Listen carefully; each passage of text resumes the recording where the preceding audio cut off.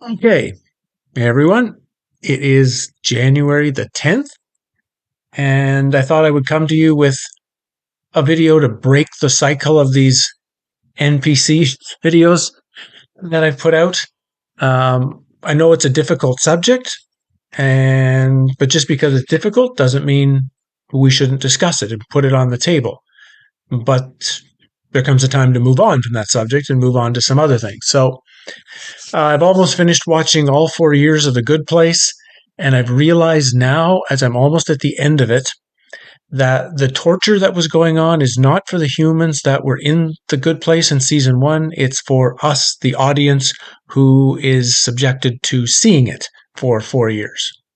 Wow, what a flatlined one of the greatest ideas for a show, and just and interestingly, I came up with a really good idea of what they could have done for the fourth year. Would have been spectacular. But anyway, um, so what I'm here to talk to you about is another series that I just finished watching, which is Graham Hancock's ancient, or I guess Graham Hancock's Apocalypse, Ancient Apocalypse. I can't remember. Ancient Apocalypse, I guess is what it's called, which is sort of a giant overview of everything that came out from Fingerprints of the Gods. And I wanted to share a couple of ideas with you because, not so much because of the series itself being great, but what the series itself is pointing to, what Hancock doesn't realize he's actually pointing to, that's actually important for where we are now, and for me, important to look at my last 25 years of my own work. Some of you know that the first book I put out, that began 25 years ago when I saw that ancient Egyptian documentary on television, was, The Power of Then. And I wrote this book, and Graham Hancock was actually at the time his book, John Anthony West, a number of others who were publishing in the early and late 90s were influences into getting my study of ancient Egypt and Hermeticism and the Maya and everything else underway. Now it's been 25 years, and looking back not only at Hancock's documentary, which is interesting from the standpoint. I mean, and before, I like Graham. Okay, I like Graham, but he's very one-minded in his ideas. He's one-minded in his thesis. There's a lot of possibilities where what he's presenting can go to, and he locks it into one possibility as opposed to where you can go with it and how deep it can go. So that's my negative thing on Graham. And it's easy to start thinking sort of like him, that civilization or astronomy or mathematics or any of these things are important, that this is showing somehow value. And we'll get into that. But what it started to do was have me look through this book, and I liked it. It was me 20 years ago when I wrote it, but I realize it's not me now. Certainly from after Exit the Cave, the work of this book is not, it doesn't sum up where I am. And in fact, I consider now a lot of things in this book to be completely opposite, or at least I'm presenting things in this book as just what Graham's doing. I'm presenting a view of subjects as if that's the only view or the only direction you can take with it. If anything, I'm going to take the book down. Tomorrow, I'm going to take it off for sale from Amazon, and I might write a new one. I might, not a completely new book. I mean, I would take the book as it is and re-clean it up, say what I want to say with it, write a completely new book with it, as kind of do what a lot of these other famous people do, just take their old book, turn it into a new book. But it's something I haven't looked at for a long time. I haven't talked about ancient stuff for quite a long time, even in the videos. And I guess there's a reason for it, because a part of me always knew that what I would always present on the subject, I don't believe anymore. So I just want to share now some of these ideas that comes out of Hancock's series in case you want to watch it. And I do recommend. He takes you to some very interesting places. sites you don't often get to go see in any documentary. You don't often see the sites in Indonesia. Almost no one takes you to Cholula, Göbekli in Turkey, to these sites on Malta. So it's great to see some sites you're probably not really normally used to seeing. The quality's excellent. But of course, his presentation is that there was an ancient apocalypse at the end of the last ice age. This is probably true. That a civilization that existed at that time, which we probably would know by pyramid building and a bunch of other things that are still left here, was ended. That civilization was ended at the last during this apocalyptic event. I would say that is true. He says that the ancient myths talk of after this apocalypse, when the world was mostly wiped out and there were very few humans left, there were these new teachers that showed up all over the world. Osiris, Quetzalcoatl, Viracocha. They have different names in the native Indian mythology and various mythologies around the world, who came to teach humans civilization, agriculture, medicine, reading and writing, language. That's also quite true. The problem we have to deal with is, but what's the real story there? What does that really mean? Because to him, this apocalyptic event is just random. Things just happened at that particular time, or there's some sort of cycle and it just happened. The earth is going through a cycle, hit these comets, and lo and behold, most of the things got destroyed. Once you start moving into exit the cave material, once you start moving into dealing with this is a realm that this is the good place from season 1, you start to see that things are not random, that this was a very much planned event. This was a very much orchestrated and carried out apocalypse. And the ending of that apocalypse then, these are the things, because I agreed with this in my own book. I agreed with this in Power of Them. The problem was then I took for granted that Osiris and Quetzalcoatl and all of these people must have been part of that old civilization, must have been coming back to reteach these wonderful things so humans can rise to these spectacular heights again. That's probably not true. I took to consideration that all the ancient temples that were built, all the ancient sites that were all built to be helpful to us, that all of these pantheons of gods and mythology is all helpful. Now, after Exit the Cave, I'm not very sure about that anymore. And that's good. If anyone has gone into wisdom material and it's been 25 years and you haven't changed, you haven't decided that the views you had and the things you were writing and what you wanted to say 25 years ago, if that's exactly the same now, then that means you've done no work. You haven't gone anywhere. You haven't grown. You haven't done anything. And after 25 years, I mean, it should be anyone who's on a wisdom path after like 20 years, the book they write 20 years later should be like, basically the first part of the book should be destroying the book they wrote 20 years ago. That should be chapter 1. Here's why the book I wrote 20 years ago was wrong. Now here's the new updates. And that's where I'm at. And that's where, for me, watching that program was very valuable, because it took me back into myself. I made the thesis, for example, of why are all these temples automatically good? Well, one, I wanted them to be. You wanted that belief structure. But when I was at most of the temples of the world, temples and sites of the world, energetically, I felt excellent and healed. And I don't doubt that that's not incorrect, that many of the temples and sites in the world do have a very useful energy, but not all of them. There's lots of places that I went to that just made my skin crawl. I can think of a few, like Uxmal in Mexico. I can think of, there's one site on the West Bank in Egypt. There was one temple on the Big Island in Hawaii. Stonehenge just felt awful when I was there. I don't necessarily think Stonehenge was built that way, but that's how it feels now. And several others. And I tried to have answers for that, but it might be very, very different. I tried to find ways that all of the Egyptian gods must be helpful tools and wisdom. But remember, these temples were built with the idea of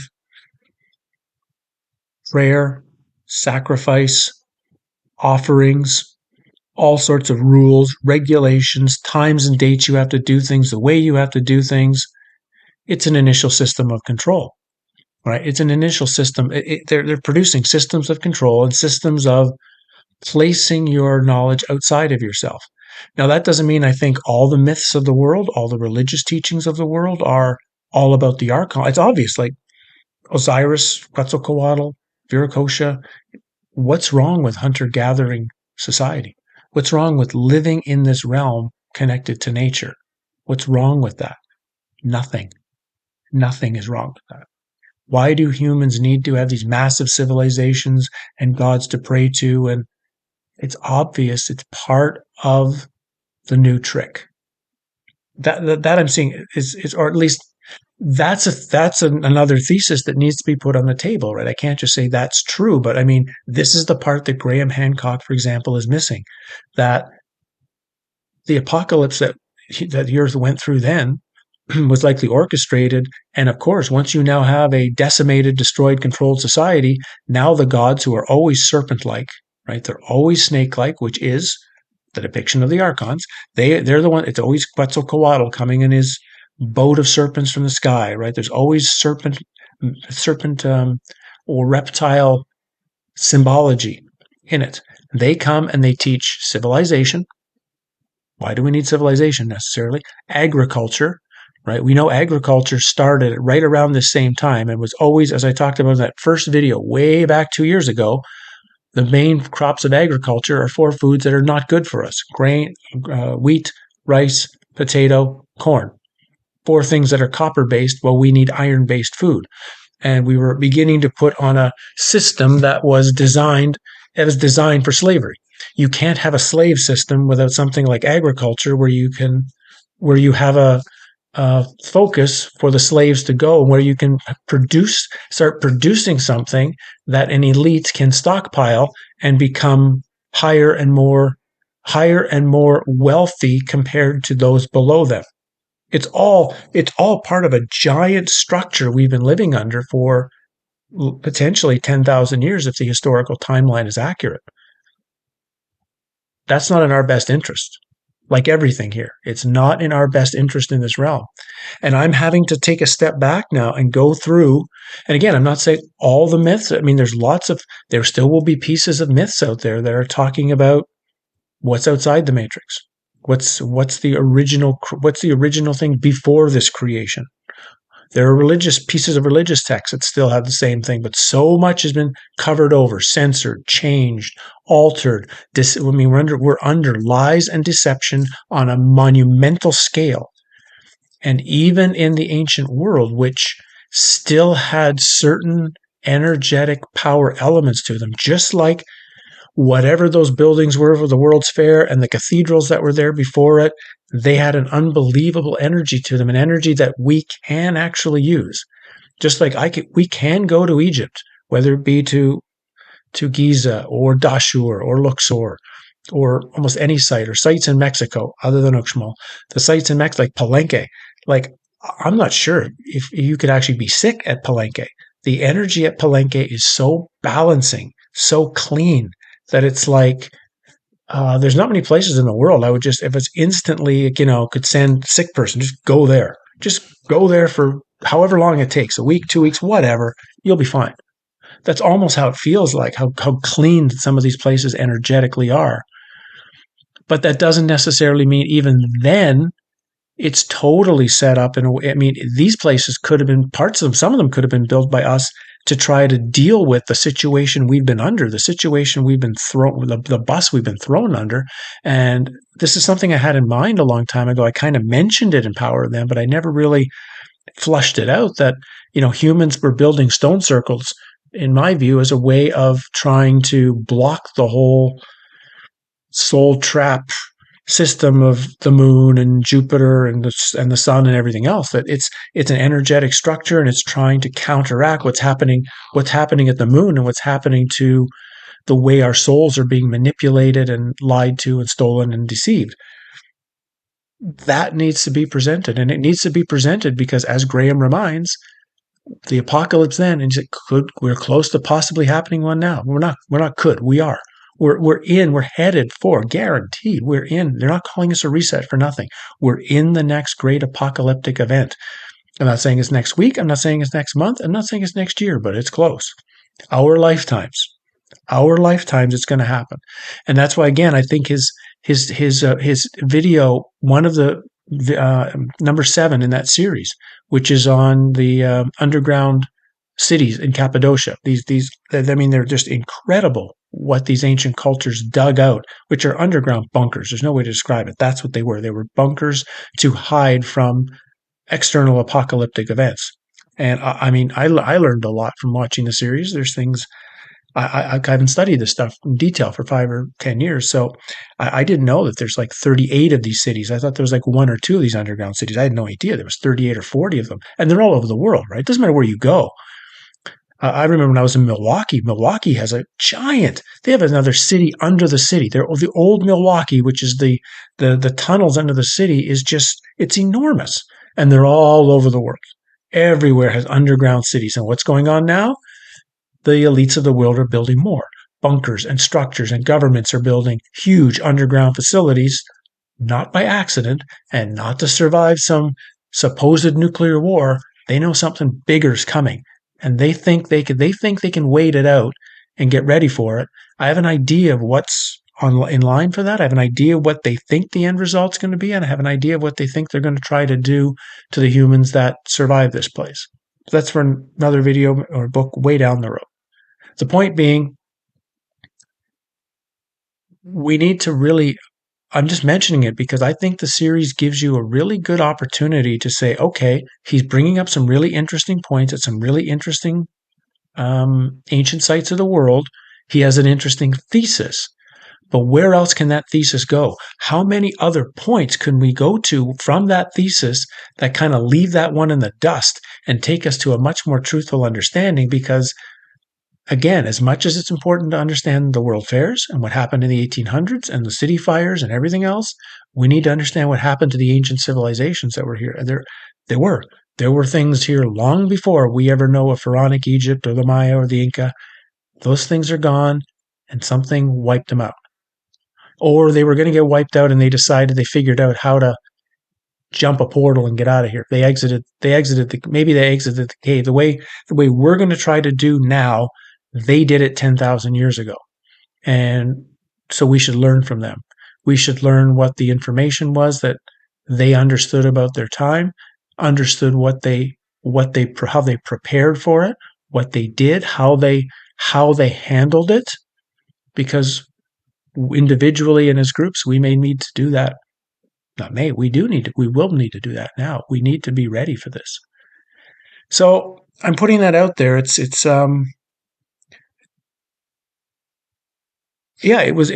it's a valuable teaching tool.